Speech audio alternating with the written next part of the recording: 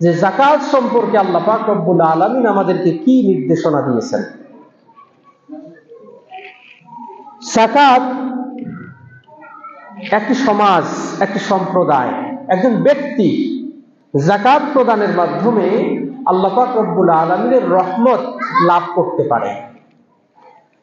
যাকাত ছাড়া, যাকাত প্রদান করা ছাড়া একটি সমাজ, একটি পরিবার, একটি রাষ্ট্র আল্লাহ পাক রব্বুল আলামিনের রহমত থেকে বঞ্চিত হয়। আল্লাহ ইরশাদ করেছেন, ওয়া রাহমাতি ওয়াসিআত কুল্লা শাইইন ফাসাআকতুবুহা লিল্লাযীনা ইয়াত্তাকুনা ওয়া ইউতুনা যাকাত। আল্লাহ বলেছেন, আমার রহমত, আমার দয়া ওয়াসিআত কুল্লা শাইইন, প্রত্যেকটি জিনিসকে ঘিরে রেখেছে। আল্লাহ এত দয়াশীল যে আল্লাহর দয়া সারা পৃথিবীর মানুষকে ঘিরে রেখেছে।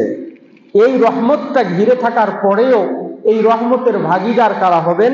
আল্লাহ ইরশাদ করেন, ফাসাআকতুবুহা লিল্লাযীনা ইয়াত্তাকুন ওয়া ইউতুনা যাকাত।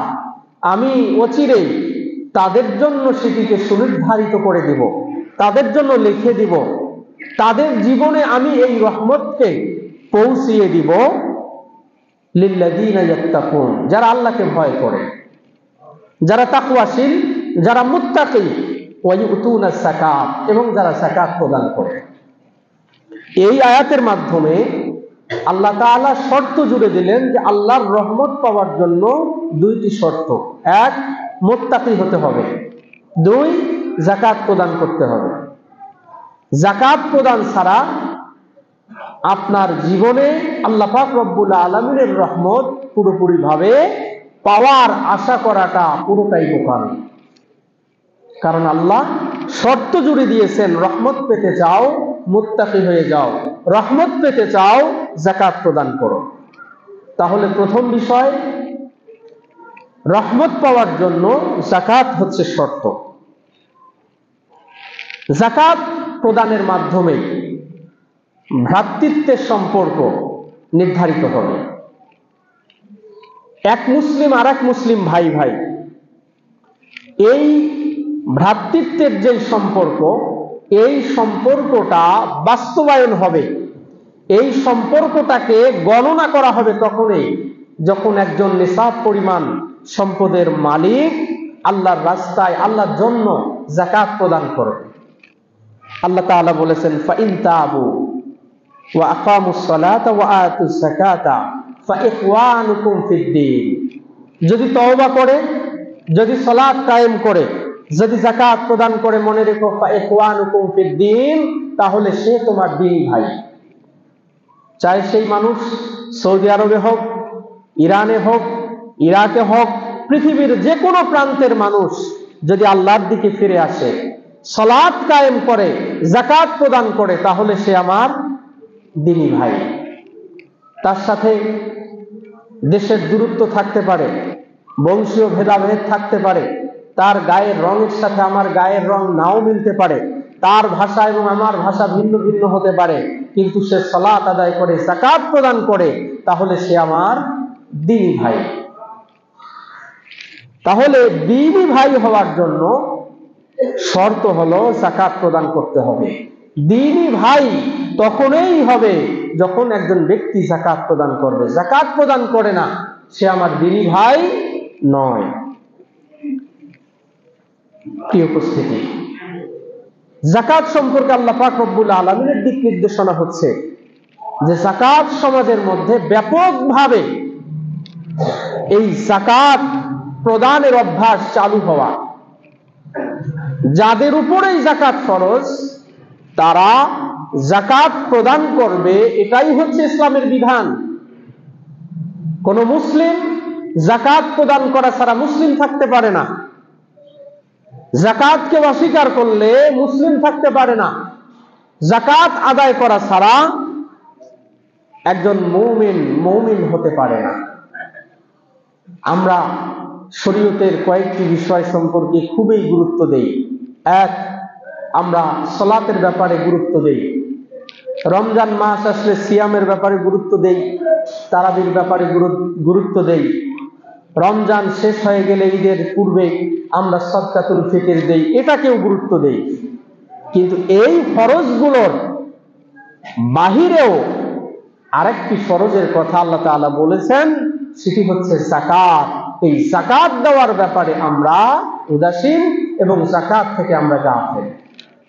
আমরা অনেকে জানি না যে আমার উপরে যাকাত ফরজ হয়েছে, এই যাকাতটা না দেওয়া পর্যন্ত আমার এই সম্পদগুলো হালাল হবে না, আমার এই পরিবারের মধ্যে রহমত এবং বরকত আসবে না, এবং আমার এই সম্পদগুলো এই যাকাত না দেওয়ার কারণে কাল কঠিন কিয়ামতের দিনে যাকাত না দেওয়ার কারণে আমার জাহান্নামে যাওয়ার কারণ হবে, এটি আমরা বুঝতেই চাই না।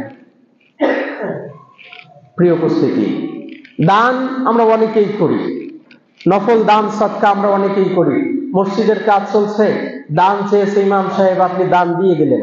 মাদ্রাসার কাজ চলছে, মাদ্রাসার জমি ক্রয়ের প্রয়োজন, আপনাদের কাছে চাওয়া হয়েছে, আপনারা দিচ্ছেন। কিন্তু এর বাহিরে এটা তো নফল, এটি আপনি দিলেও দিতে পারেন, না দিলেও না দিতে পারেন। কিন্তু ফরজ আরেকটি যাকাত, যেটি আল্লাহ পাক রব্বুল আলামিন আপনার জন্য বাধ্যতামূলক করে দিয়েছেন, সেটির ব্যাপারে আপনি উদাসীন, সেটির ব্যাপারে আপনি গাফেল। প্রিয় উপস্থিতি, আল্লাহ পাক রব্বুল আলামিন কিছু অভ্যাস এটি মুমিনদের জন্য বাধ্যতামূলক করে দিয়েছেন। আল্লাহ বলেন, ওয়াল মুমিনুনা ওয়াল মুমিনাত বাযুহুম আউলিয়াউ বায। মুমিন পুরুষ এবং মুমিন নারী একে অপরের অভিভাবক। একজন মুমিন বিপদে পড়লে আরেকজন মুমিন তার পাশে দাঁড়াবে, একজন মুমিনা বিপদে পড়লে আরেকজন মুমিনা তার পাশে দাঁড়াবে। একজন আরেকজনের অভিভাবক, একজন আরেকজনের বন্ধু, একজন আরেকজনের মিত্র, একজন আরেকজনের কাছাকাছির মানুষ।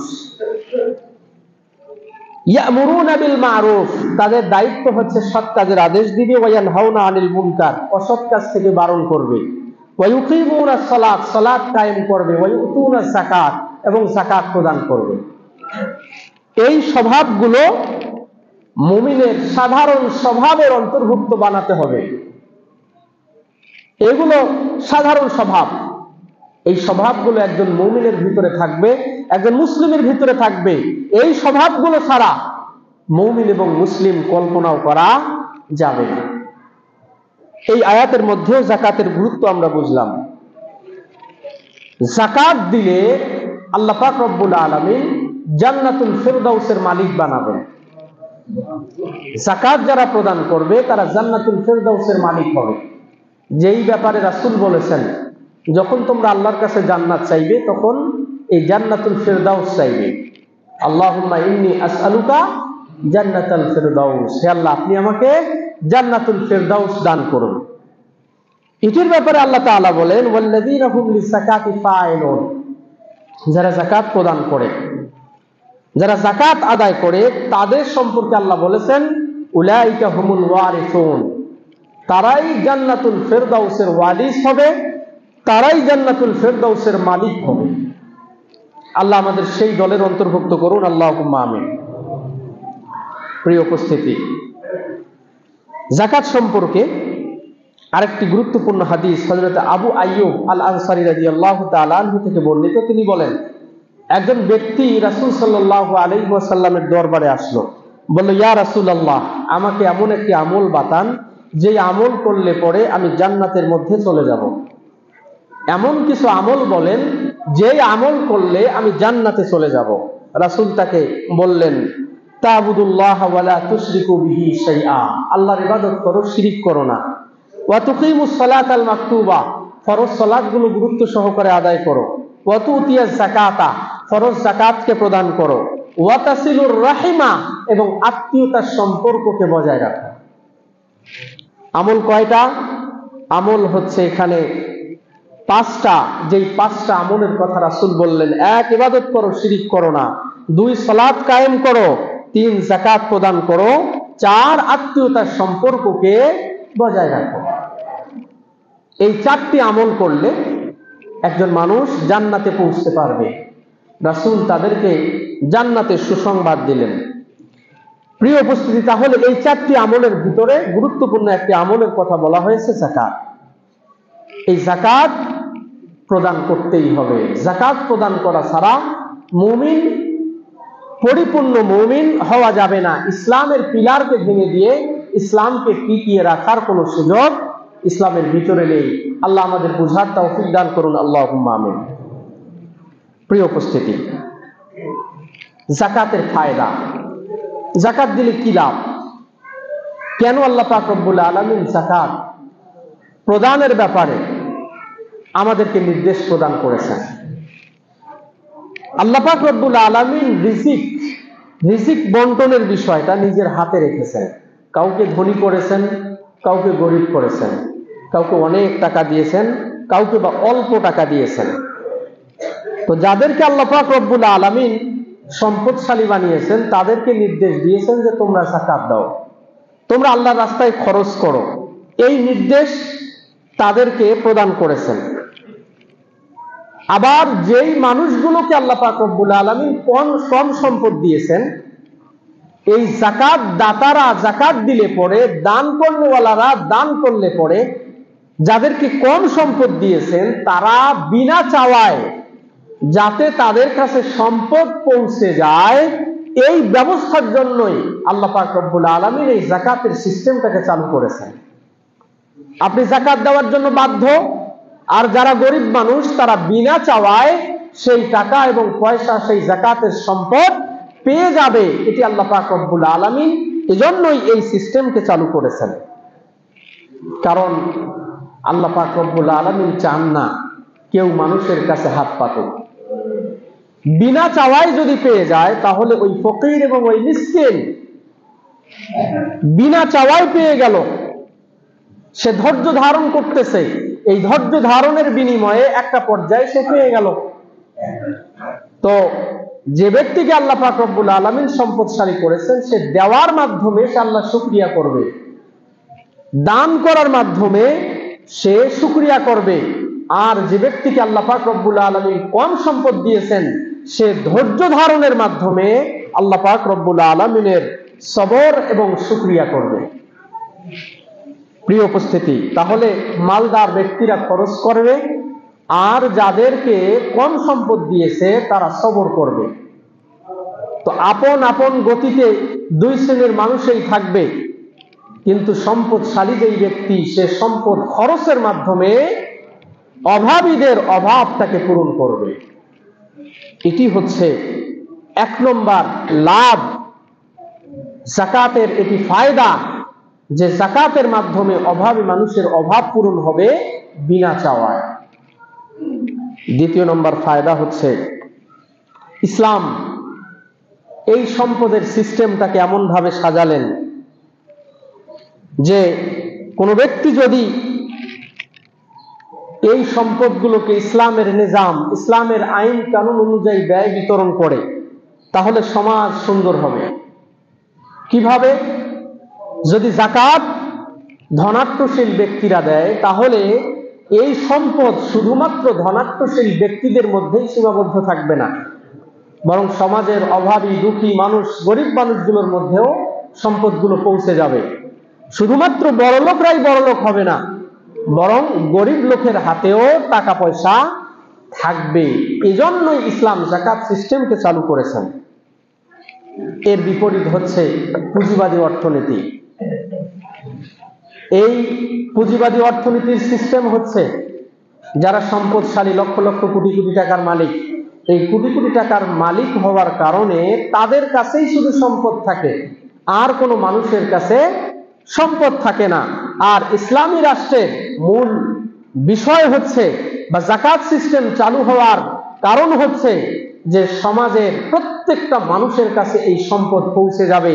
শুধুমাত্র বড়লোকদের কাছেই টাকা থাকবে না, বরং গরিব মানুষদের কাছেও এই টাকা পয়সার ব্যবস্থা থাকবে। তাহলে সমাজ সুন্দর করার জন্য আল্লাহ পাক রব্বুল আলামিন এই যাকাতের এই সিস্টেমটাকে চালু করেছেন।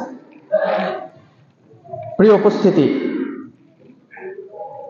যদি শুধুমাত্র এক শ্রেণীর মানুষের কাছে টাকা পয়সা থাকে, আর এক শ্রেণীর মানুষের কাছে যদি টাকা পয়সা না থাকে, তাহলে সমাজের মধ্যে জুলুম, নির্যাতন, খুন খারাপি, চুরি ডাকাতি এগুলো বেড়ে যাবে। কারণ শুধুমাত্র এক শ্রেণীর মানুষের কাছেই টাকা আছে, এদেরকেও পেট বাঁচাতে হবে। এই মানুষগুলো নিজের পেটকে বাঁচানোর জন্য বা এই সমাজের মধ্যে চলাফেরা করার জন্য ওই সমস্ত মানুষের জানের উপরে আঘাত করবে, সম্পদের উপরে আঘাত করবে, এই সিস্টেমটা যাতে চালু না হয়, এজন্য ইসলাম এই যাকাত ব্যবস্থা বা যাকাত পদ্ধতি চালু করেছে। প্রিয় উপস্থিতি, যাকাতের মাধ্যমে সম্পদশালী ব্যক্তি এবং দরিদ্র শ্রেণীর ব্যক্তির ভেতরে মোহাব্বত এবং ভালোবাসা তৈরি হবে। কারণ একজন মানুষ যখন আরেকজন মানুষকে টাকা দিবে, পয়সা দিবে, তখন নিঃসন্দেহে এই দুই ব্যক্তির মাঝে একটা ভালোবাসার সম্পর্ক তৈরি হবে। যে ব্যক্তি যাকাত গ্রহণ করবে তার ভিতরে যাকাত দাতা ব্যক্তির উপরে সম্মান, শ্রদ্ধা এবং এক ধরনের ভক্তি তৈরি হবে। যে ব্যক্তি যাকাত গ্রহণ করলো তার ভিতরে নম্রতা, ভদ্রতা তৈরি হবে। আর যে ব্যক্তি যাকাত প্রদান করলো সেই ব্যক্তির ব্যাপারে যাকাত লেনেওয়ালা ব্যক্তির একটা সম্মান এবং শ্রদ্ধা তৈরি হবে। তাহলে একটি সমাজকে সুন্দর করার জন্য সম্মান, শ্রদ্ধা, ভক্তি, ভালোবাসা, এই বিষয়গুলোকে একটি সমাজের মধ্যে প্রতিষ্ঠিত করতে হলে যাকাত সিস্টেমটা অত্যন্ত জরুরি এবং অত্যন্ত গুরুত্বপূর্ণ। প্রিয় উপস্থিতি, যাকাত সিস্টেম চালু না হওয়ার কারণে আমাদের সমাজের মধ্যে বড়দেরকে কেউ সম্মান করতে চায় না। আজকে ধনীদেরকে পর্যন্ত কথা বলতে কেউ দ্বিধাবোধ করে না। ছোট্ট একটা বাচ্চা, সেও পর্যন্ত মুরব্বী শ্রেণীর মানুষকে পর্যন্ত আঙুল উঁচিয়ে কথা বলতে দ্বিধা করে না। যদি সত্যিকার অর্থে সম্পদশালী ব্যক্তিরা দরিদ্র শ্রেণীর ব্যক্তিদের খোঁজ খবর নিত, তাদের সুখে দুঃখে পাশে দাঁড়াতো এবং এই যাকাত সিস্টেম আল্লাহর দেয়া বিধান অনুযায়ী চলতো, তাহলে প্রত্যেক শ্রেণীর ভিতরে একটা ভদ্রতা এবং ভক্তি এবং ভালোবাসার একটা সম্পর্ক তৈরি হতো। প্রিয় উপস্থিতি, আল্লাহ পাক রব্বুল আলামিন দুনিয়াতে যতগুলো বিধান দিয়েছেন, প্রত্যেকটা বিধানের ভিতরে এরকম সুন্দর সমাজ বিনির্মাণের একটা বিষয়, গোপন একটা বিষয় আল্লাহ পাক রব্বুল আলামিন তৈরি করে রেখেছেন। কিন্তু আমরা এগুলো থেকে দূরে সরে যাওয়ার কারণে খুন খারাপি, চুরি, ডাকাতি, রাহাজানি এগুলো আমাদের সমাজের মধ্যে বৃদ্ধি পাচ্ছে। প্রিয় উপস্থিতি, আল্লাহ আমাদেরকে বোঝার তৌফিক দান করুন, আল্লাহুম্মা আমিন। প্রিয় উপস্থিতি, এই যাকাত ভিত্তিক অর্থনীতি সমাজের মধ্যে চালু হলে একটা সময় দেখা যাবে যে আমাদের সমাজের ভিতরে গরিব মানুষ থাকবে না। এর প্রমাণ ইতিহাস সাক্ষী। খেলাফতে রাশেদার যুগে এই যাকাত ব্যবস্থা সুন্দরভাবে এবং আল্লাহর দেয়া কোরআন এবং হাদিস অনুযায়ী চালু থাকার কারণে এমন একটা সময় দেখা গেছে যে যাকাত নেওয়ার মতো মানুষকে আর খুঁজে পাওয়া যায় নাই। যাকাত নেওয়ার মতো মানুষ খুঁজে পাওয়া যায় নাই। ইতিহাস বলছে একজন ব্যক্তি তার যাকাতের সম্পদ নিয়ে, গাট্টি বস্তা নিয়ে সে ঘুরতেছে মদিনার অলিতে গলিতে, যাকাত নেওয়ার লোক নাই। হঠাৎ করে দেখতেছে যে একজন ব্যক্তি একটা পোটলা নিয়ে সে রাস্তা অতিক্রম করতেছে, রাস্তা হাঁটতেছে। এবার এই যাকাত, যার কাছে অনেক টাকা পয়সা আছে, সে মনে করছে যে এইবার মনে হয় একজন গরিব মানুষ পাওয়া গেছে। দেখতেছি সে গাট্টি বস্তা নিয়ে, কাঁধের উপরে নিয়ে সে চলাচল করতেছে, নিশ্চয়ই এই ব্যক্তি গরিব হবে। তার কাছে গিয়ে বলল, ভাই, আমার কাছে কিছু যাকাতের সম্পদ আছে, আপনি কি সেই যাকাতের সম্পদ দিবেন? সেই ব্যক্তি উত্তর দিল, আপনি কি মনে করেছেন যে আমার এই পিঠের উপরে যেই জিনিসগুলো দেখতে পাচ্ছেন এগুলো সেরা কাঁথা আর কম্বল? না, এগুলো সেরা কাঁথা আর কম্বল নয়, বরং আমিও ঘুরতেছি এই যাকাতের সম্পদ, যাকাতের প্রকৃতপক্ষে যারা হকদার তাদেরকে দেওয়ার জন্য আমি এই যাকাতের সম্পদ নিয়ে আমিও মক্কা মদিনার অলিতে গলিতে ঘুরতেছি। সুবহানাল্লাহ। আল্লাহর বিধান পালন করার এটাই হচ্ছে সুফল। আমরাও যদি প্রকৃতপক্ষে যাকাত ভিত্তিক অর্থনীতি আমাদের সমাজের মধ্যে চালু করি, তাহলে আমাদের সমাজের মধ্যেও এই গরিব শ্রেণীর মানুষরা থাকবে না, চুরি থাকবে না, ডাকাতি থাকবে না, সম্পদের জন্য মানুষের বাড়ি ঘরের গরু ছাগল চুরি করবে না, সম্পদের জন্য একজন মানুষ আর একজন মানুষকে খুন করবে না। আল্লাহ আমাদেরকে বোঝার তৌফিক দান করুন, সকলে বলে আল্লাহুম্মা আমিন। প্রিয় উপস্থিতি, এই সম্পদ আল্লাহ পাক রব্বুল আলামিনের নিয়ামত। এই নিয়ামতের শুকরিয়া আদায় করা দরকার। এই যাকাতের মাধ্যমে নিয়ামতের শুকরিয়া আদায় করা হয়। যাকাতের মাধ্যমে শুকরিয়া আদায় করা হয়। আর এই যাকাত দিলে পরে আল্লাহ পাক রব্বুল আলামিন তার সম্পদকে বৃদ্ধি করে দেন। যাকাতের মাধ্যমে আপনি শুকরিয়া করলেন, আল্লাহ বলছেন লাইন শাকারতুম লাযীদান্নাকুম ওয়া লাইন কাফারতুম ইন্না আযাবি লাশাদীদ। বান্দা, তুমি যদি শুকরিয়া আদায় করো তাহলে আমি তোমার সেই নিয়ামতকে বৃদ্ধি করে দেব। আপনি যাকাত দেওয়ার মাধ্যমে শুকরিয়া আদায় করলেন, আল্লাহ তাআলা আপনার এই নিয়ামতকে বৃদ্ধি করে দেবেন।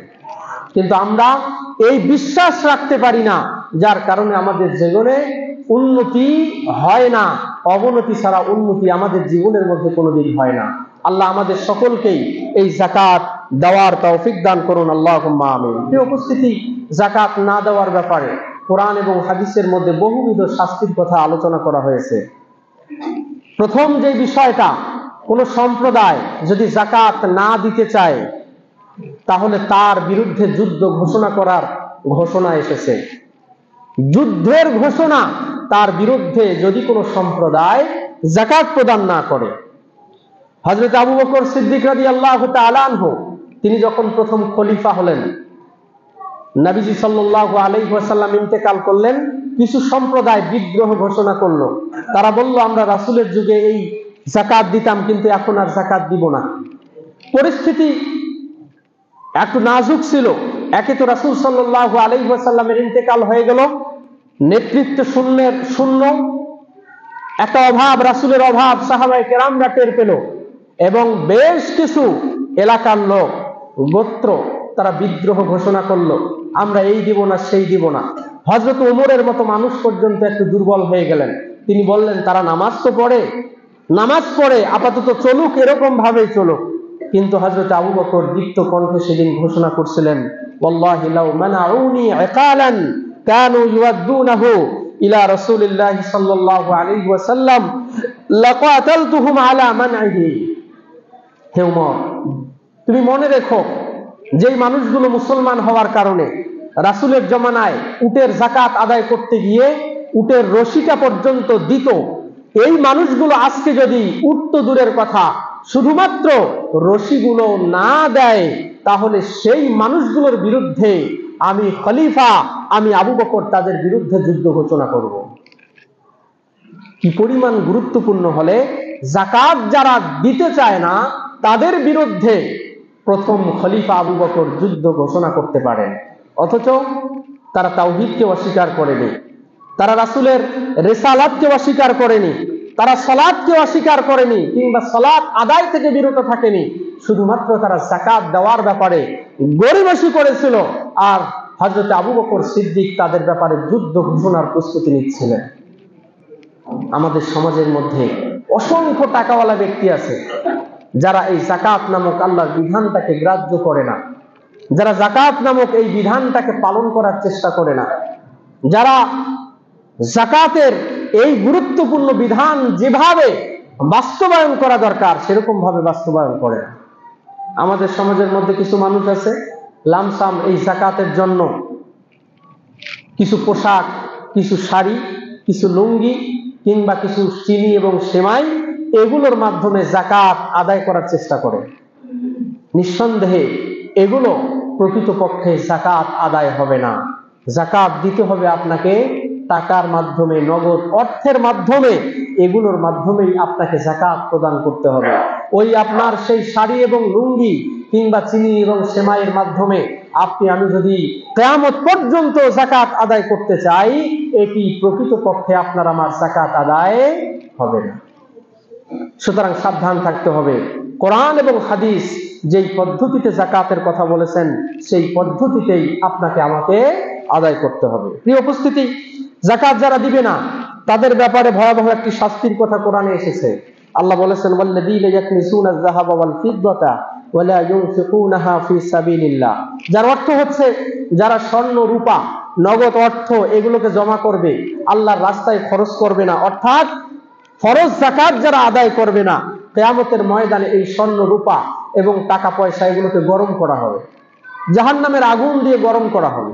গরম করার পরে সেই স্বর্ণ এবং রূপার মাধ্যমে সেই ব্যক্তির পেটে, পিঠে, কপালে, পুরা শরীরের মধ্যে সেকা দেওয়া হবে, পুরা শরীরের ভিতরে সেকা দেওয়া হবে, এবং তাদেরকে বলা হবে হাযা মা কানাসতুম লিআনফুসিকুম, এই যে টাকা সম্পদ স্বর্ণ রূপা এগুলো যেগুলো তোমরা জমা করেছিলে সেগুলোর মাধ্যমেই আজকে তোমাদেরকে শাস্তি দেওয়া হচ্ছে। ফাযুকু, এই স্বাদ আস্বাদন করো, চাকো, মজাটা চাকো, মা কুনতুম তাকনিজুন, যেই টাকা এবং সম্পদ, যেই সোনা এবং রূপা তোমরা গচ্ছিত করে রেখেছে, ব্যাংক ব্যালেন্স করে রেখেছিলে, সেগুলোর কারণে আজকে তোমাদেরকে এই শাস্তি দেওয়া হচ্ছে। কি পরিমাণ ভয়াবহ অবস্থা হবে যাকাত আদায় নাকারী ব্যক্তিদের জন্য।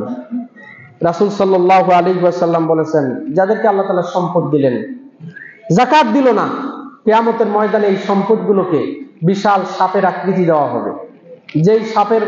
যেই সাপের কপালের মধ্যে থাকবে দুইটা কালো কালো রেখা, কালো কালো ফোঁটা, এই সাপকে তার গলায় পেঁচিয়ে দেওয়া হবে। পেঁচিয়ে দেওয়ার পরে সেই সাপ তার কপালের ভিতরে দংশন করতে থাকবে, আর সেই সাপ বলতে থাকবে, আনা মালুকা আনা কানজুকা, আমি তোমার সম্পদ, আমি তোমার সেই গচ্ছিত সম্পদ, যেগুলো তুমি গচ্ছিত করে পৃথিবীতে রেখেছিলে, এগুলোর কারণে আজকে তোমাকে এরকম ভাবে শাস্তি দেওয়া হচ্ছে। নাউজুবিল্লাহ। আল্লাহ আমাদের সকলকে হেফাজত করুন, সকলে বলে আল্লাহুম্মা আমিন। প্রিয় উপস্থিতি, যাকাত সম্পর্কে আলোচনা করতে গেলে এক সপ্তাহের ভিতরে এগুলো আসলে একটি জুমার ভিতরে আলোচনা করা অসম্ভব। আমি সংক্ষিপ্তভাবে আপনাদেরকে এই যাকাত সম্পর্কে ধারণা দেওয়ার চেষ্টা করছি। যাকাত ফরজ হওয়ার জন্য দুইটা শর্ত। যাকাত ফরজ হওয়ার জন্য দুইটা শর্ত। এক, নিসাব পরিমাণ সম্পদের মালিক হতে হবে। নিসাব পরিমাণ সম্পদের মালিক হতে হবে। নিসাব কি? নিসাব হচ্ছে স্বর্ণ 7.5 ভরি, 7.5 ভরি স্বর্ণ, এটা হচ্ছে নিসাব, স্বর্ণের নিসাব। গ্রামের দিক দিয়ে যদি আমরা হিসাব করি কত গ্রাম হয়, তাহলে 87 গ্রাম 48 পয়েন্ট, 87.48 গ্রাম, 87.48 গ্রাম স্বর্ণের মালিক যদি কেউ হয়, তাহলে তার উপরে যাকাত ফরজ হবে। এটা হচ্ছে স্বর্ণের নিসাব। দ্বিতীয় নম্বর হচ্ছে রূপা। রূপা হচ্ছে 52.5 ভরি, 52.5 ভরি, যেটি গ্রামের দিক দিয়ে হিসাব করলে 612 গ্রাম, 612 গ্রাম রূপা কিংবা তার সমমূল্যের টাকার মালিক যদি কোনো ব্যক্তি হয়, তাহলে সেই ব্যক্তির উপরে যাকাত ফরজ হবে। এখন এত হিসাব তো আমরা অনেকেই বুঝবো না, তাহলে টাকার দিক দিয়ে হিসাব কি হবে? স্বর্ণ 7.5 ভরির দাম বর্তমান বাজার মূল্য 22 ক্যারেট হিসাবে 5 লক্ষ টাকা। যদি স্বর্ণের হিসাব ধরা হয়, তাহলে 5 লক্ষ টাকার মালিক যে হবে সে ব্যক্তি যাকাত দিবে। এটি স্বর্ণের হিসাব। আর রূপার হিসাব বাজার মূল্য 22 ক্যারেট হিসাবে, এটি এই চলতি মাসের 1 তারিখের হিসাব, 22 ক্যারেট হিসাবে এর মূল্য হবে 70,000 টাকা। 70,000 টাকা সমপরিমাণ যদি কোনো ব্যক্তি মালিক হয়, তাহলে তাকে যাকাত দিতে হবে। প্রিয় উপস্থিতি, আপনি স্বর্ণের দিকটা হিসাব করেও যাকাত দিতে পারেন, রূপার দিকটা হিসাব করেও যাকাত দিতে পারেন।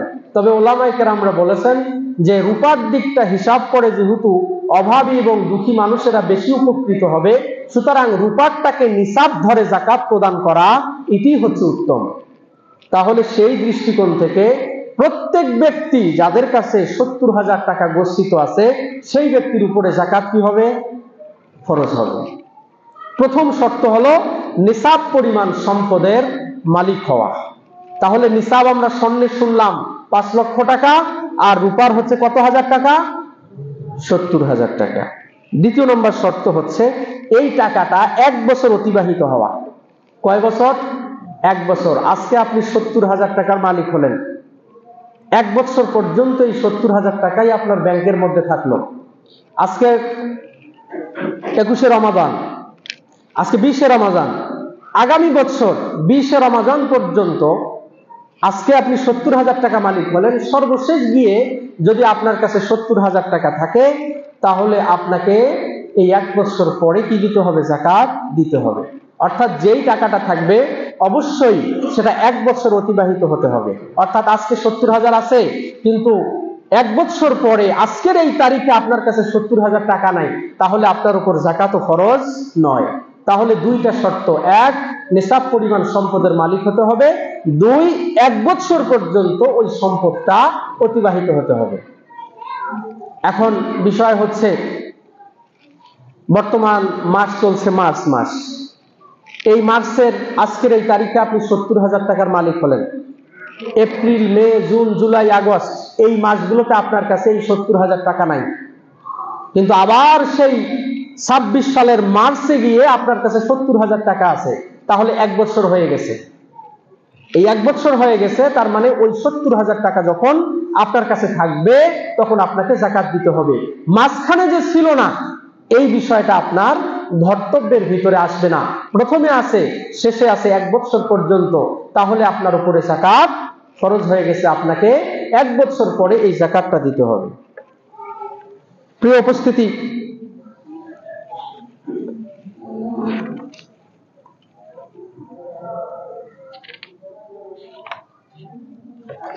আচ্ছা, তাহলে আমরা যাকাত ফরজ হওয়ার জন্য যে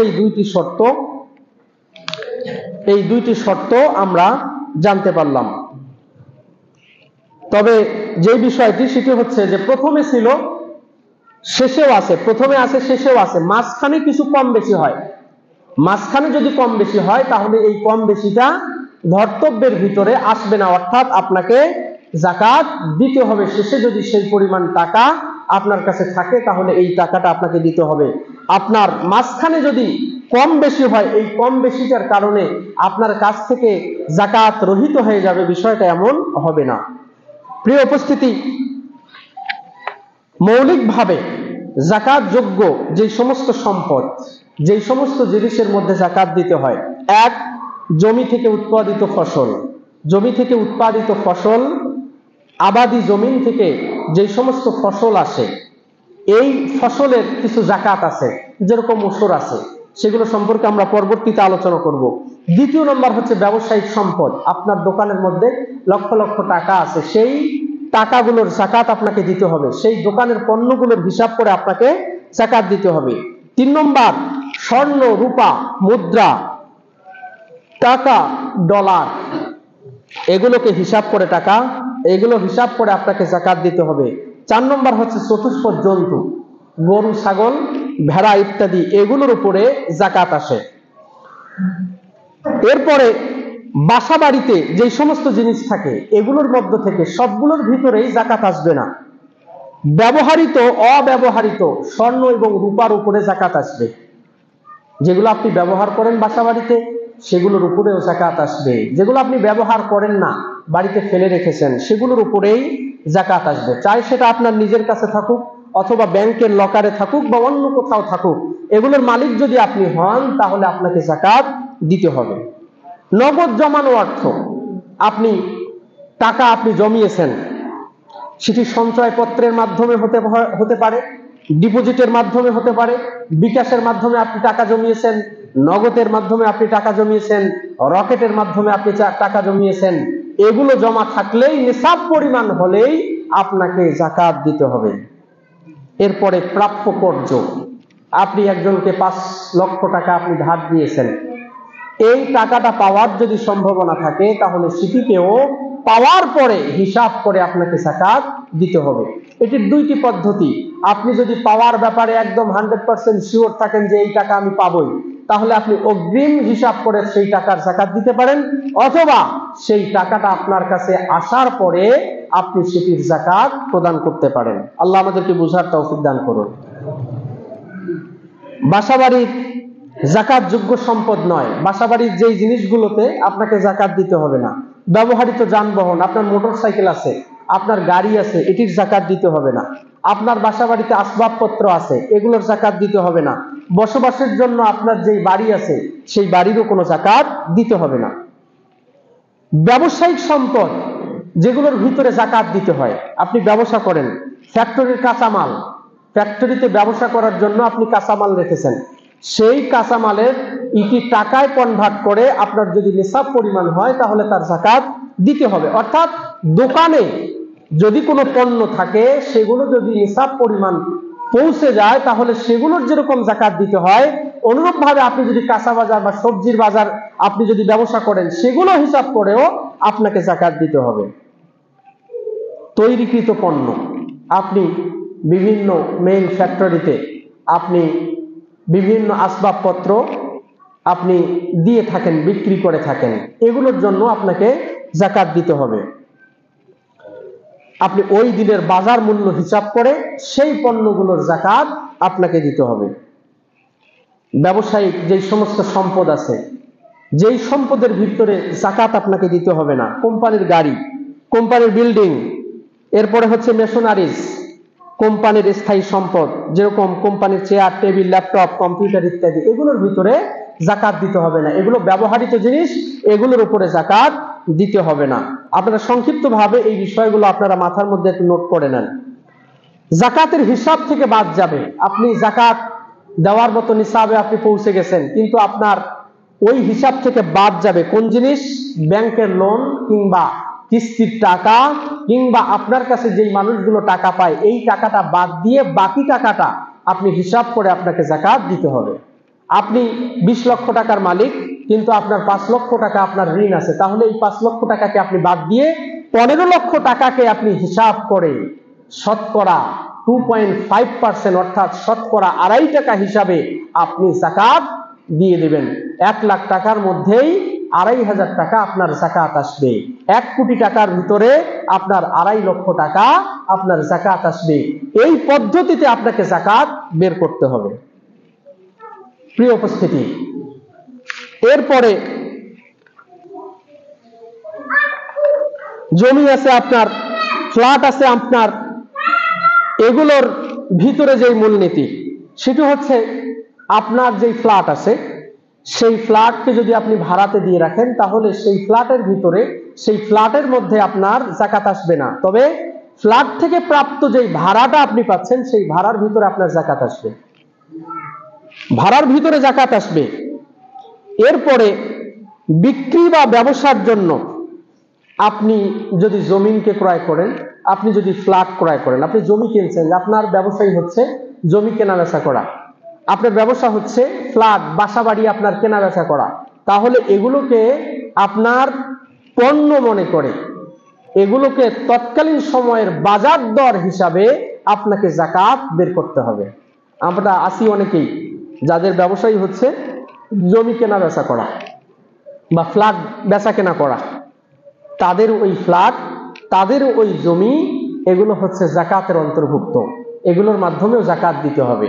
যদি আপনি বাসাবাড়ি করার জন্য কিংবা আবাদ করার জন্য আপনি যদি জমি ক্রয় করেন, কিংবা ফ্ল্যাট যদি আপনি অবস্থান করার জন্য, বসবাস করার জন্য ক্রয় করেন, তাহলে দিতে হবে না।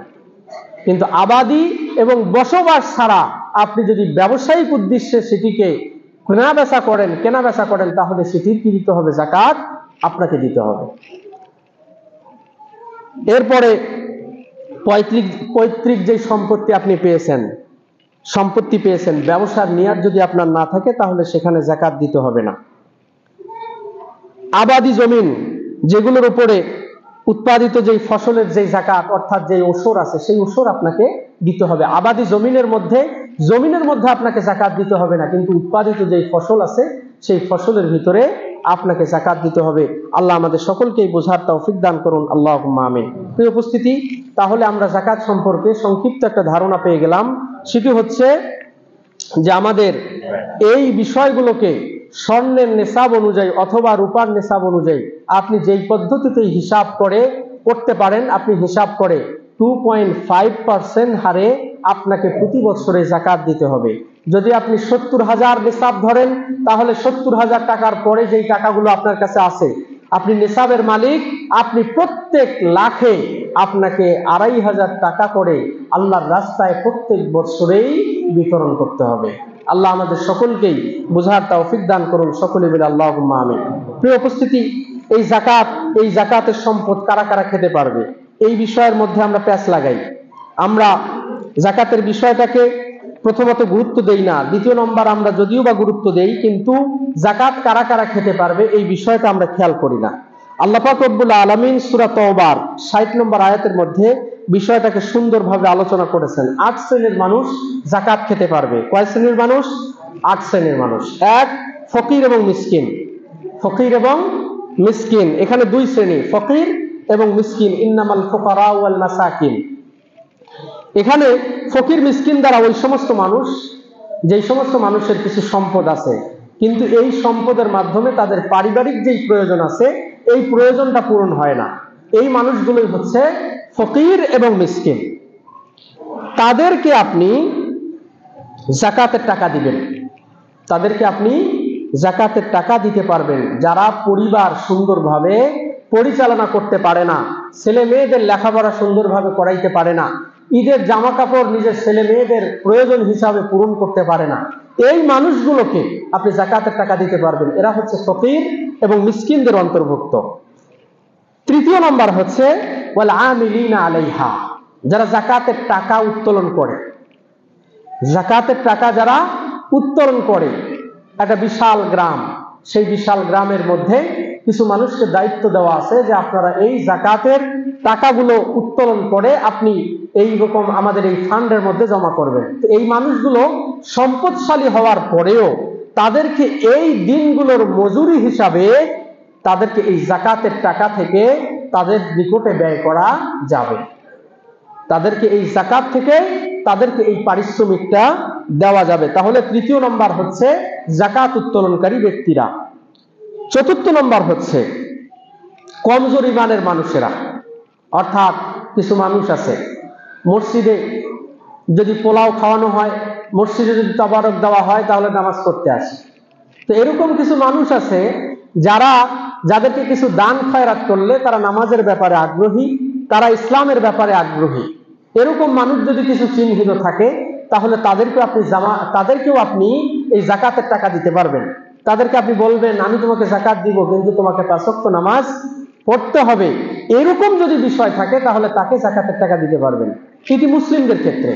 আবার যদি এমন কোনো মানুষ থাকে আপনার প্রতিবেশী কিংবা আপনার পার্শ্ববর্তী এলাকার মধ্যে কিছু হিন্দু সম্প্রদায় আছে, যাদেরকে হয়তো আপনি যদি কিছু টাকা পয়সা দেন, আশা করা যায় যে একটা পর্যায়ে তারা ইসলামের মধ্যে প্রবেশ করবে, তাদেরকেও আপনি এই যাকাতের টাকা দিতে পারবেন। অর্থাৎ মানুষের মনকে ইসলামের দিকে আকৃষ্ট করার জন্য যদি এই যাকাতের সম্পদ ব্যয় করার প্রয়োজন হয় তাহলে আপনি সেখানেও এই যাকাতের টাকা দিতে পারবেন।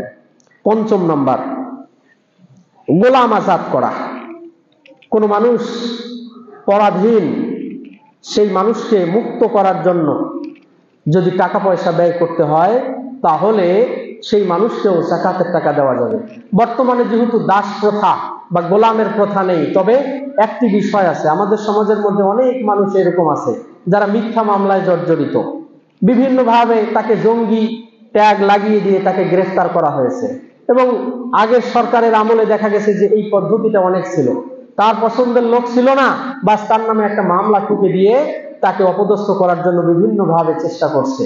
এরকম অনেক আলেম ওলামা আছে, এরকম অনেক মানুষ আছে যাদেরকে এই মামলা দিয়ে নিঃস্ব করে দেওয়া হয়েছে। তার মামলাটাকে পরিচালনা করার মতো লোক পাওয়া যাচ্ছে না, টাকা পাওয়া যাচ্ছে না। তাহলে এই মানুষগুলোকে জামিনে বের করে নিয়ে আসা বা একেবারেই বের করে নিয়ে আসার জন্য তাদেরকে এই যাকাতের সম্পদ থেকে দেওয়া যাবে। সপ্তম নম্বর, ফি সাবিলিল্লাহ, জিহাদের জন্য। জিহাদের জন্য এই যাকাতের সম্পদকে ব্যয় করা যাবে। অষ্টম নম্বর হচ্ছে মুসাফির, যে মানুষটা সফর করতেছে, বাড়িতে অনেক টাকা পয়সা আছে কিন্তু সফর অবস্থায় তার কাছে আর কোনো টাকা পয়সা নেই, তাহলে তাকেও যাকাতের টাকা দেওয়া যাবে। এই 8 শ্রেণীর মানুষ ছাড়া এই যাকাতের সম্পদ অন্য কোনো কাজে ব্যয় করা যাবে না। মসজিদে ব্যবহার করতে পারবেন না, মাদ্রাসার বিল্ডিং এ যদি অন্যভাবে কোনো ফান্ড থাকে তাহলে মাদ্রাসার বিল্ডিং নির্মাণ কিংবা জমি ক্রয়, এগুলোতেও যাকাতের টাকা ব্যয় করা উচিত হবে না। মসজিদে তো নয়, কবরস্থানেও নয়, এই যাকাতের টাকা ব্যবহার করা যাবে না। আল্লাহ আমাদের সকলকেই বুঝার তৌফিক দান করুন, আল্লাহুম্মা আমিন। প্রিয় উপস্থিতি, যাকাতের যারা হকদার এই 8 শ্রেণীর মানুষ। তবে একটি বিষয় মাথায় রাখবেন, সেটি হচ্ছে যে নিকটতম আত্মীয় যদি থাকে, এই নিকটতম আত্মীয়দেরকে যাকাতের সম্পদ দেওয়া এটি ডবল সওয়াব। নিকটতম আত্মীয় যারা, তাদেরকে যাকাতের সম্পদ দিলে এটি ডবল সওয়াব। এক, তাকে আপনি যাকাত দিলেন, দ্বিতীয় নম্বর আপনি আত্মীয়তার সম্পর্ককে রক্ষা করলেন, তাহলে আল্লাহ তাআলা আপনাকে ডবল সওয়াব দিবে। তবে আল্লাহ রাসূল সাল্লাল্লাহু আলাইহি ওয়াসাল্লামের সম্পর্কে বলেছেন, আস-সাদাকাতু আলাল মিসকিন সাদাকাতুন, মিসকিনদেরকে আপনি দান করলে এটি সাদাকা হবে। ওয়া আলা যির রাহিমি সিনতানে, আর যদি আপনি আত্মীয়তার সম্পর্ক যাদের সাথে আছে তাদেরকে যদি আপনি দান করেন তাহলে আপনি ডবল সওয়াব পাবেন। এক, সাদাকা, দ্বিতীয় নম্বর হচ্ছে ওয়াসিলাতুন, আত্মীয়তার সম্পর্ক। তবে মাথায় রাখতে হবে নিজের স্ত্রী, বাচ্চা, পিতামাতা তাদেরকে যাকাত দেওয়া যাবে না। নিজের সন্তান, এরপরে হচ্ছে নিজের পিতামাতা এবং নিজের স্ত্রী, তাদেরকে কোনোভাবেই যাকাত দেওয়া যাবে না। আপনি তাদেরকে গিফট করবেন, আপনি তাদেরকে হাদিয়া দিবেন, আপনি তাকে যাকাতের সম্পদ দিবেন না। তবে নিজের ভাই বোন তারা যদি প্রয়োজন অনুভব করে তাহলে তাদেরকে আপনি যাকাত দিতে পারবেন। নিজের ভাই এবং বোন তাদেরকে যাকাত দিতে পারবেন, কিন্তু নিজের সন্তান, নিজের পিতামাতা এবং নিজের স্ত্রীকে আপনি যাকাত দিবেন না। অনুরূপভাবে যারা সুস্থ স্বাভাবিক মানুষ, সুস্থ স্বাভাবিক কিন্তু পাপের কাজে জড়িত, নামাজ পড়ে না, তাদেরকে আপনি যাকাত দিবেন না। যারা সরাসরি পাপের কাজে জড়িত, পাপকে প্রমোট করে, পাপকে প্রচার করে, প্রসার করে, তাদেরকে আপনি যাকাত দিবেন না। হ্যাঁ, তবে যদি তাদের কাছ থেকে আশা করা যায় যে তাকে টাকা দিলে সে তওবা করবে, সে ফিরে আসবে, সে নামাজি হবে, সে ওই ভুল পথ থেকে ফিরে আসবে, তাহলে তাকে আপনি যাকাত দিতে পারবেন। আল্লাহ আমাদের সকলকেই বোঝার তৌফিক দান করুন, আল্লাহুম্মা আমিন। প্রিয় উপস্থিতি, আশা করছি এই যাকাত সম্পর্কে আপনারা অল্প কিছু ধারণা হলেও পেয়েছেন এবং আপনাদের উদাত্ত আহ্বান রাখবো আপনারা যাকাতের ব্যাপারে গুরুত্ব দিবেন এবং যাকাত প্রদান করবেন। আল্লাহ আমাদের সকলকেই তৌফিক দান করুন, আল্লাহুম্মা আমিন। প্রিয় উপস্থিতি, দ্বিতীয় নম্বর, রাসূল সাল্লাল্লাহু আলাইহি ওয়াসাল্লামের গুরুত্বপূর্ণ একটি সুন্নাত ছিল ইতিকাফ। রাসূল মক্কা থেকে হিজরত করে মদিনায় যতদিন পর্যন্ত ছিলেন প্রত্যেক বছরই ইতিকাফ করেছেন। এক বছর তিনি ইতিকাফ রমজানের শেষ দশকে করতে পারেননি, তারপরের বছর তিনি 20 দিন এই ইতিকাফ করেছেন। তার মানে গুরুত্বপূর্ণ একটি সুন্নাহ হচ্ছে ইতিকাফ। যদি ইতিকাফ কেউ না করে গুনাহ হবে না, তবে ইতিকাফ করলে পরে আপনি রমজানুল মুবারকে অসংখ্য সওয়াবের ভাগীদার হবেন। এটাই সত্য এবং এটাই হচ্ছে বাস্তবতা। কারণ রমজানের গুরুত্বপূর্ণ একটি বিধান হচ্ছে লাইলাতুল কদর। এই লাইলাতুল কদর যারা ইতিকাফ করে তাদের পাওয়ার সম্ভাবনাটাই বেশি, কারণ তারা সেই পরিবেশে থাকে এবং আল্লাহ পাক রব্বুল আলামিনের জিকির আজকারে থাকে। তারা এই লাইলাতুল কদরটাকে পাওয়ার সম্ভাবনা তাদের জন্য বেড়ে যায়। এজন্য লাইলাতুল কদরকে পাওয়ার জন্য হলেও আমাদের ইতিকাফ করাটা অত্যন্ত জরুরি এবং অত্যন্ত কর্তব্য। প্রিয় উপস্থিতি, ইতিকাফ শুরু হবে 21শে রমজানের সন্ধ্যার আগেই। 21শে রমজানের সন্ধ্যার আগেই আপনি মসজিদের নির্ধারিত জায়গায় আপনি প্রবেশ করবেন এবং প্রয়োজন ছাড়া এই মসজিদ থেকে বের হবেন না। রাসূল সাল্লাল্লাহু আলাইহি ওয়াসাল্লাম প্রয়োজন ছাড়া মসজিদ থেকে ইতিকাফরত অবস্থায় বের হতেন না। প্রয়োজন হচ্ছে প্রাকৃতিক ডাকে সাড়া দেওয়া, অর্থাৎ পেশাব পায়খানার জন্য মসজিদ থেকে বের হওয়া। এটির জন্য ছাড়া রাসূল সাল্লাল্লাহু আলাইহি ওয়াসাল্লাম বের হতেন না। তবে কেউ সাক্ষাতে আসলে তার সাথে সাক্ষাৎ করা যাবে। রাসূল সাল্লাল্লাহু আলাইহি ওয়াসাল্লামের সাথে ওনার স্ত্রীগণ সাক্ষাতে আসতেন ইতিকাফরত অবস্থায়। অনুরূপভাবে আপনার বাড়ি থেকেও লোক যদি আপনার সাথে সাক্ষাতে আসতে পারবে, এতে নিষেধ নেই। আপনি কোনো রোগীকে দেখতে যাবেন না, আপনি কোনো জানাজার মধ্যে অংশগ্রহণ করবেন না। এটি হচ্ছে ইতিকাফের সুন্নাহ। এরপরে রমজানুল মুবারক শেষ হয়ে গেল, চাঁদ উঠল ঈদুল ফিতরের, আপনি মাগরিবের পরে আপনি বাড়িতে যেতে পারবেন। আবার কোনো উলামায়ে কেরামগণ বলেছেন যে আপনি ঈদের সালাত আদায় করে তারপরে বাড়িতে যাবেন। দুটির যে কোনো একটির উপরেই আমল করলে পরে ইনশাআল্লাহ আমাদের ইতিকাফ সহিহ হবে। আল্লাহ আমাদের সকলকেই বুঝার তৌফিক দান করুন, আল্লাহুম্মা আমিন। প্রিয় উপস্থিতি, আরো বিষয়গুলোকে আরো বিস্তারিতভাবে আলোচনা করা যেত, কিন্তু একাধিক বিষয় হওয়ার কারণে আজকের এই জুমায় সবগুলো বিষয় বিস্তারিতভাবে আলোচনা করা গেল না। আল্লাহ পাক রব্বুল আলামিন আমাদেরকে এই বিষয়গুলো সম্পর্কে জ্ঞান অর্জন করে আমাদের ইহকাল এবং পরকালে আমাদেরকে নাজাত লাভ করার তৌফিক দান করুন, আল্লাহুম্মা আমিন। বারাকাল্লাহু লানা ওয়া লাকুম ফিল কুরআনিল আযীম ওয়া নাফা'নি ওয়া ইয়্যাকুম বিল আয়াতি ওয়াজ যিকরিল হাকীম। আকুলু কওলি হাযা আস্তাগফিরুল্লাহ লি ওয়া লাকুম ওয়া লিসাইরিল মুসলিমিন। আলহামদুলিল্লাহ নাহমাদুহু ওয়া নাস্তাঈনুহু ওয়া নাস্তাগফিরুহু ওয়া নাউযু বিল্লাহি মিন শুরুরি আনফুসিনা ওয়া মিন সাইয়্যাতি আমালিনা। মান ইয়াহদিহিল্লাহু ফালা মুযিল্লা লাহু ওয়া মান ইউদ্লিলহু ফালা হাদিয়া লাহু। আশহাদু আন লা ইলাহা ইল্লাল্লাহু ওয়াহদাহু লা শারীকা লাহু ওয়া আশহাদু আন্না মুহাম্মাদান আবদুহু ওয়া রাসূলুহু। প্রিয় উপস্থিতি, সারা পৃথিবীর অবস্থা সম্পর্কে আমরা সকলেই জানি। বর্তমান গাজা ইস্যুতে সারা পৃথিবীর মুসলিম নেতারা তারা নীরবতা পালন করতেছে। আপনারা জানেন গাজার যে বর্তমান সমস্যা, সেই ইহুদি সম্প্রদায়রা গাজার মুসলিমদেরকে নির্বিচারে হত্যা করতেছে। যেটি আমরা জানি যে বর্তমান সময়ে আমরা যখন ইফতার এবং সাহরি নিয়ে ব্যস্ত, ঈদের কেনাকাটা নিয়ে ব্যস্ত, আরেক প্রান্তের মুসলিম যেই ভাই বোনেরা তারা সাহরির সময় হয়তো সাহরি নিয়ে ব্যস্ত ছিল, এরকম সময় ইসরায়েলের ইহুদিরা তাদের উপর বর্বরোচিত বোমা হামলা করলো এবং সেই বোমা হামলায় নিমিষের ভিতরেই প্রায় 450 মুসলিম, নিরপরাধ মুসলিম তারা শাহাদত বরণ করলেন।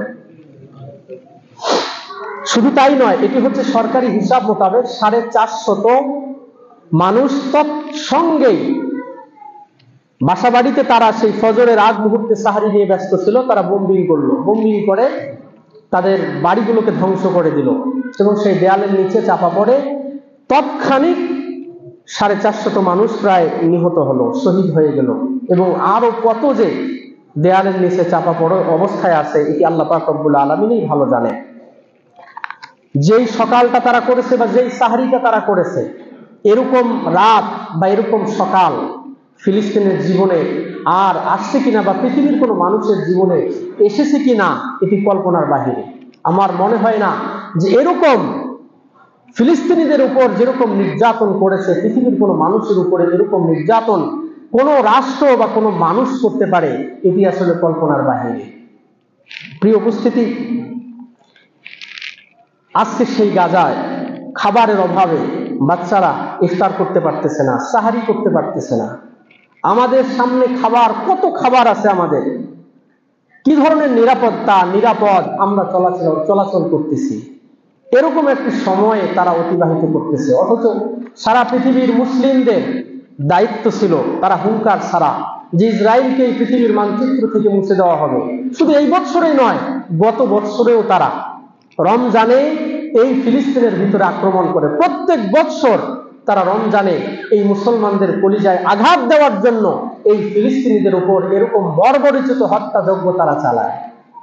যে জায়গায় এবারে কথা ছিল 19 জানুয়ারিতে তাদের একটা চুক্তি হয়েছিল যে যুদ্ধবিরতি, আর এরকম কোনো হামলা করা হবে না, অথচ তারা সেই যুদ্ধবিরতিকে লঙ্ঘন করে তারা এই নিরহ মুসলমানদের উপর যেই আঘাত করলো, এটি কোনোভাবেই মেনে নেওয়া যায় না।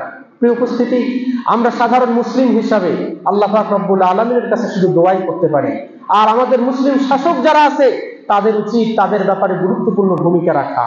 আমাদের সারা পৃথিবীতে যে সমস্ত মুসলিম রাষ্ট্র আছে তাদের উচিত যে তারা এই ইসরায়েল এবং আমেরিকা এদেরকে হুঙ্কার দেওয়া যে এরকম নির্যাতন এবং জুলুম চললে পরে আমরা কিন্তু বসে থাকবো না। কিন্তু আজকে দুঃখজনক, তারা নারী নিয়ে ব্যস্ত, তারা আজকে খাবার দাবার নিয়ে ব্যস্ত, তারা আজকে বিলাসিতা নিয়ে ব্যস্ত।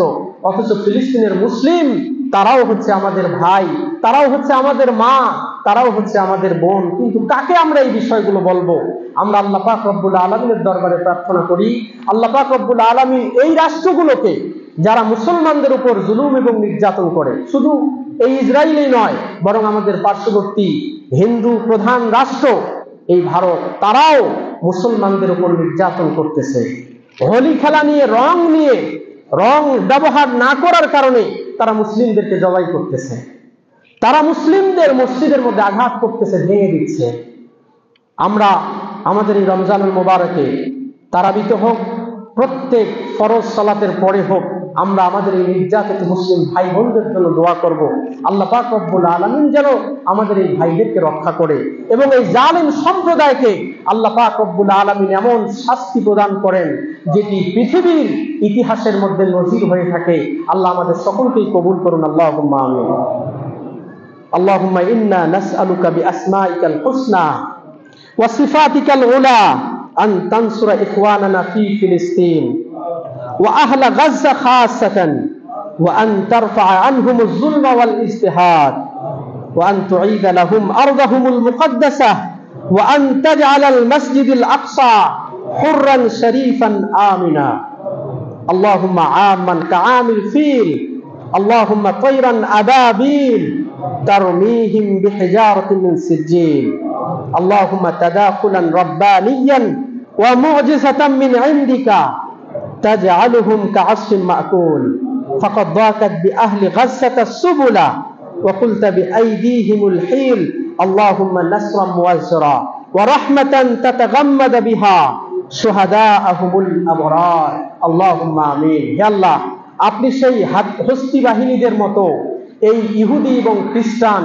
এবং হিন্দুদের পরিণতি আপনি দান করেন হে আল্লাহ সারা পৃথিবীতে মুসলমানদেরকে আপনি রক্ষা করেন হে আল্লাহ সারা পৃথিবীর নির্যাতিত মুসলিমদেরকে আপনি ক্ষমা করেন আয় আল্লাহ যারা নিহত হয়েছে তাদেরকে আপনি শহীদ হিসাবে কবুল করেন আয় আল্লাহ এই মসজিদ এবং মাদ্রাসায় যারা দান করে তাদের দানকে আপনি